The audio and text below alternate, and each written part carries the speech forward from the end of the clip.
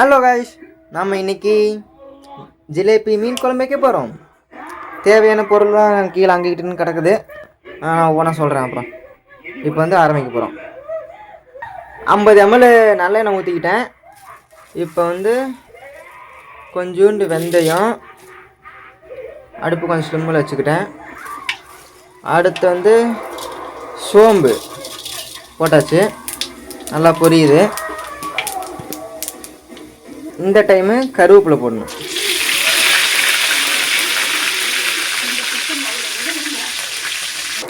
இப்போ அப்படியே லைட்டாக வதக்கி விட்டுக்கிறோம்.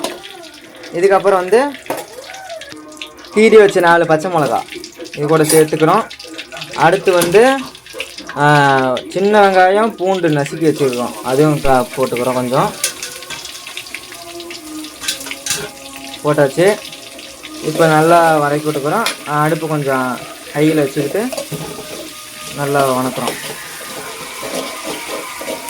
அடுத்து வந்து சின்ன வெங்காயம், பெரிய வெங்காயம் அரைச்சி விழுது சேர்த்துக்கிறோம். அரைச்ச பேஸ்ட்டு சேர்த்தாச்சு. இது கொஞ்ச நேரம் கிளறணும். நல்லா அந்த ஸ்மெல்லு போகிற வரைக்கும் கிளறிட்டு இருக்கணும்.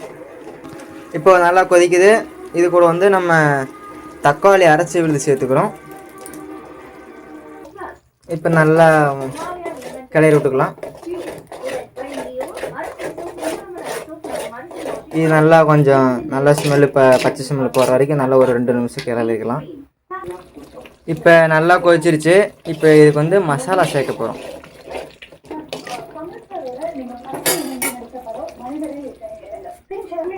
என்ன மசாலானா, மீன் மசாலா ஒரு 4 ஸ்பூனு, வரமிளகா பொடி, குழம்பு மிளகா பொடி, மல்லித்தூள், மஞ்சத்தூள், சீரகத்தூள் எல்லாம் போட்டுக்கலாம்.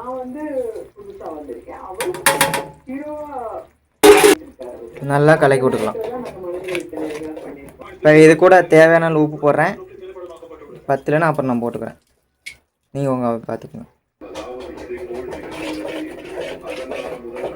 உப்பு போட்டு கிளறியாச்சு. கொஞ்ச நேரம் கொதிக்கிட்டோம். நம்ம செய்ய போகிறது இப்போ 1 கிலோ மீனுக்காக செஞ்சுக்கிட்டு இருக்கோம். இப்போ கொஞ்சம் பிரிஞ்சு வந்திருக்குது. இப்போ இது கூட நம்ம புளி தண்ணி சேர்க்க போகிறோம்.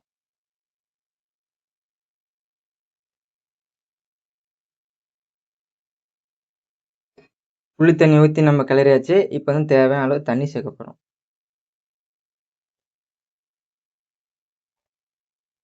தேவையான அளவு உப்பு தண்ணி ஊற்றியாச்சு. இப்போ வந்து நம்ம டேஸ்ட்டு உப்பு எவ்வளோ இருக்குன்னு டேஸ்ட்டு பண்ணி பார்த்துட்டு நல்லா கொதிக்க விடணும், எண்ணெய் பிரிஞ்சு வர வரைக்கும். அதுக்கப்புறம் மீன் போட்டுடலாம். காரம் உப்பு எல்லாம் செக் பண்ணியாச்சு. இப்போ அப்படியே மூடி வச்சிடறோம்.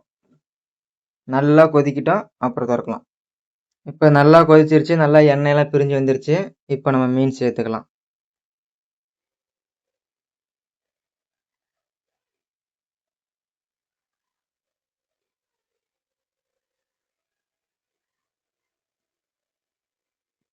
நம்ம மீன் போட்டாச்சு. நல்லா சமப்படுத்தி நல்லா கிளறி விட்டுக்கலாம்.